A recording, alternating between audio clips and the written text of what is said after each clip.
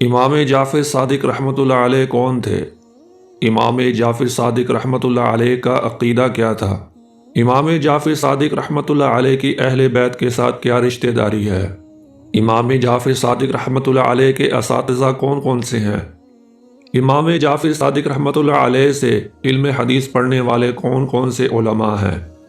اس کے علاوہ اور دیگر معلومات آپ سب کے ساتھ آج کی اس ویڈیو میں امام جعفر صادق رحمۃ اللہ علیہ کی سیرت کے حوالے سے بیان کی جائے گی۔ تو آپ سب سے گزارش ہے کہ اس ویڈیو کو آخر تک ضرور دیکھیں اور بالکل بھی سکپ نہ کریں، اور اگر ویڈیو اچھی لگی تو ہماری حوصلہ افزائی کے لیے اور اپنے صدقہ جاریہ کے لیے اس ویڈیو کو دوسرے لوگوں تک بھی شیئر کر دیں۔ اللہ تعالیٰ نے نبی کریم صلی اللہ علیہ وسلم کی تعریف کرتے ہوئے ارشاد فرمایا، وَإِنَّكَ لَعَلَىٰ خُلُقٍ عَظِيمٍ، اور آپ صلی اللہ علیہ وسلم یقیناً اخلاق کے بڑے بلند مرتبہ پر فائز ہیں۔ اس آیت مبارکہ میں اللہ تعالیٰ نے اخلاق کی اہمیت کی طرف اشارہ فرمایا ہے۔ ان اخلاق میں سب سے بلند ترین اخلاق سچائی ہے۔ اللہ تعالیٰ نے ہمیں حکم دیا ہے کہ ہم سچائی کے راستے پر چلیں اور سچے لوگوں کا ساتھ دیں۔ ارشاد رب العالمین ہے، یا ایھا الذین آمنوا اتقوا اللہ وکونوا مع الصادقین، اے اہل ایمان، اللہ سے ڈرتے رہو اور سچوں کا ساتھ دو۔ انہی سچوں میں سے آج کی اس ویڈیو میں ہم جس سچے کے بارے میں گفتگو کرنے جا رہے ہیں وہ ہیں امام ابو عبداللہ جعفر الصادق قریشی ہاشمی بن محمد باقر بن امام زین العابدین بن امام شہید جناب حضرت حسین رضی اللہ تعالی عنہ۔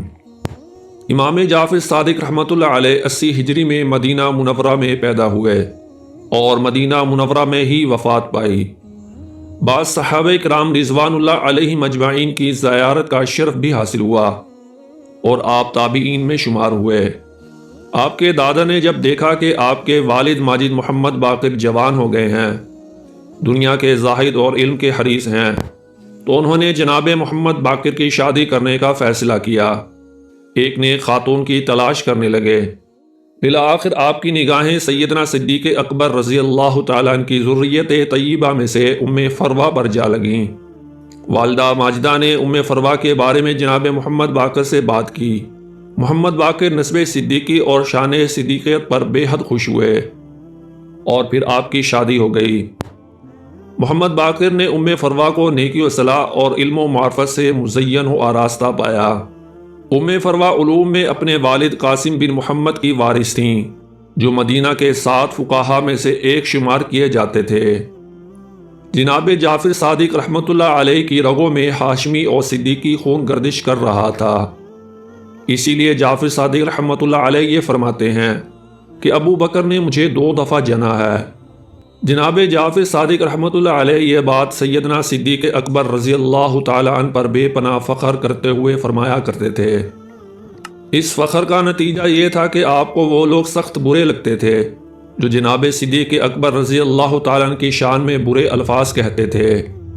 یوں آپ نے جناب صدیق اکبر رضی اللہ تعالیٰ عنہ کی صداقت کو اپنے اندر جمع کیا، جنہوں نے کسی بات میں بھی جناب رسول اللہ صلی اللہ علیہ وسلم کو کبھی نہ جھٹلایا تھا۔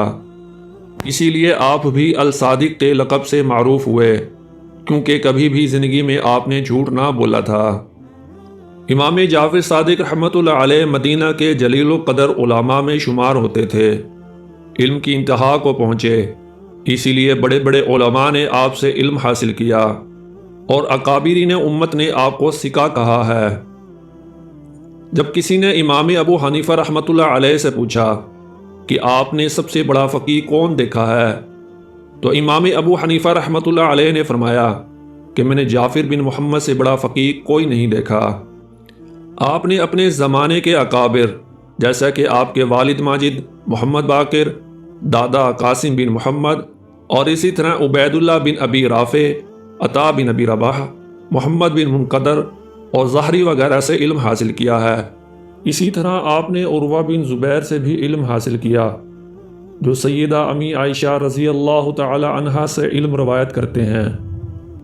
آپ ہر وقت ابن زبیر رضی اللہ تعالی عنہ کے ساتھ رہتے تھے۔ سیدہ امی عائشہ صدیقہ رضی اللہ تعالی عنہا جناب جعفر صادق رحمۃ اللہ علیہ کے دو دادوں کی حقیقی بہن تھیں، ایک محمد بن ابی بکر اور عبد الرحمن بن ابی بکر۔ یوں امام جعفر صادق رحمۃ اللہ علیہ کو سیدہ صدیقہ عائشہ رضی اللہ تعالی عنہا کے گھر کے ساتھ خون کا تعلق پیدا ہو گیا۔ آپ سے آپ کے بیٹے موسیٰ کاظم، یحییٰ بن سعید انصاری، ابو حنیفہ، عیان بن تغلب، ابن جریج، سفیان، شعبہ، مالک، اسماعیل بن جعفر اور ایسے ہی بے شمار اساتین علم نے علم حاصل کیا۔ مسلم شریف میں نبی کریم صلی اللہ علیہ وسلم کے حج سے متعلق بے حد طویل حدیث امام جعفر صادق رحمۃ اللہ علیہ نے سیدنا جابر رضی اللہ تعالیٰ عنہ سے روایت کی ہے۔ بے پناہ علم کا مالک ہونے کے باوجود آپ بے حد متواضع تھے اور اللہ رب العزت کے اس ارشاد پر عمل کرنے والے تھے، وَمَا أُوتِيتُم مِّنَ الْعِلْمِ إِلَّا قَلِيلًا، اور تم لوگوں کو بہت ہی کم علم دیا گیا ہے۔ یہی علماء کی عادت اور پیغمبروں کا اخلاق ہے۔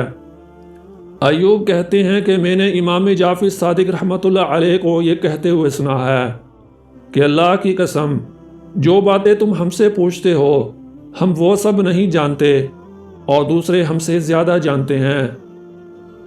سبحان اللہ۔ اسی لیے ان کا رتبہ اللہ تعالیٰ نے اتنا بلند فرمایا اور روئے زمین پر آپ کا چرچا پھیلایا۔ نبی کریم صلی اللہ علیہ وسلم نے حدیث میں ارشاد فرمایا کہ جو بھی اللہ کے لیے عاجزی کرے گا اللہ تعالیٰ اس کو اونچا کر دیں گے۔ امام جعفر صادق رحمۃ اللہ علیہ بے حد سخی اور بے پناہ اللہ کے راستے میں خرچ کرنے والے تھے۔ بیاج بن مستعم کے بقول لوگوں کو اس قدر کھلاتے کہ گھر والوں کے لیے کھانا نہ بچتا تھا۔ اتنے سچے ہونے کے باوجود لوگوں نے آپ کے بارے میں جھوٹ گھڑے، حتیٰ کہ آپ نے یہ فرمایا کہ لوگوں کو ہم پر جھوٹ بولنے کا بے حد شوق ہے۔ بے شمار اقوال ایسے ہیں جو آپ کی طرف منسوب کیے گئے ہیں مگر آپ ان سے بری الذمہ ہیں، اسی لیے اس بارے میں ہمیں احتیاط کرنا چاہیے۔ آپ کی طرف منسوب ہر قول آپ کا نہیں ہوتا اور نہ ہی وہ آپ کا مذہب ہوتا ہے، کیونکہ لوگوں نے آپ کے بارے میں بے پناہ جھوٹ گھڑے ہیں۔ جب گالیوں کا وہ طبقہ پیدا ہوا جس نے اہل بیت کی طرف وہ باتیں منسوب کرنا شروع کر دیں جو صرف اللہ کی شان ہیں، جیسے کہ خلق ایجاد، احیاء، نفع نقصان اور کائنات میں تصرف وغیرہ، اور ان بزرگ ہستیوں کے بارے میں یہ بھی کہا گیا کہ یہ علم غیب کے مالک ہیں اور یہ موت کے وقت کو بھی جانتے ہیں، حالانکہ یہ سب اللہ کی صفات ہیں اور اللہ ہی اس کا علم رکھتا ہے۔ امام جعفر صادق رحمۃ اللہ علیہ ان گمراہوں کے سامنے ڈٹ گئے اور صاف لفظوں میں ارشاد فرمایا، اللہ کی قسم ہم رب کے بندے اور اس کی مخلوق ہیں، اس نے ہمیں چنا ہے، ہم کسی نفع نقصان کے مالک نہیں ہیں۔ اگر ہمیں رحم ملا تو یہ رب کی رحمت ہوگی اور اگر عذاب ہوا تو ہماری اللہ پر کوئی حجت نہیں، نہ ہمارے پاس کوئی دلیل و برات ہوگی، ہمیں بھی موت آئے گی، ہم بھی قبریں دیکھیں گے، حشر و نشر سے ہمارا بھی سابقہ ہوگا اور اللہ کے حضور کھڑا کر کے ہم سے سوال کیا جائے گا۔ پھر فرمایا کہ میں تم لوگوں کو گواہ برہ کر کہتا ہوں کہ میں ایک بندہ ہوں اور آل رسول سے ہوں، میرے پاس برات کا کوئی پروانہ نہیں۔ اگر میں رب کی اطاعت کروں گا تو وہ مجھ پر رحم فرمائے گا، اگر میں اس کی نافرمانی کروں گا تو وہ مجھے عذاب بلکہ اشد عذاب دے گا۔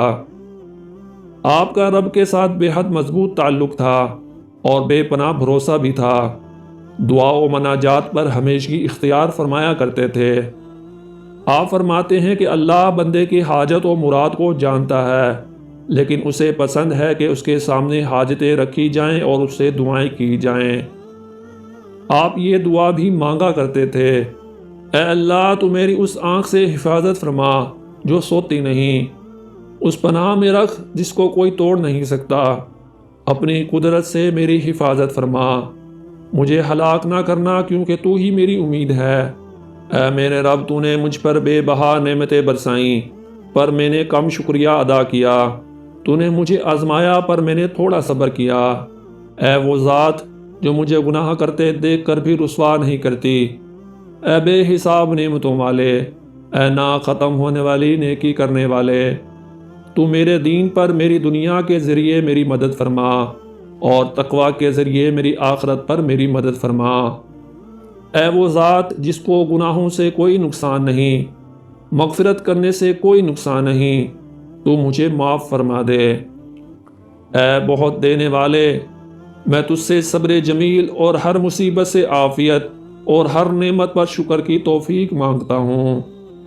آمین ثم آمین۔ اگر آپ بھی امام جعفر صادق رحمۃ اللہ علیہ کی اس دعا میں شامل ہونا چاہتے ہیں تو کمنٹ میں آمین ضرور لکھ دیں، اور اگر ویڈیو اچھی لگی ہے تو صدقہ جاریہ سمجھ کر ویڈیو کو لائک اور شیئر کر دیں۔ ہو سکتا ہے آپ کے ایک شیئر کی وجہ سے کسی کی اصلاح ہو جائے اور آپ کی نجات کا ذریعہ بن جائے۔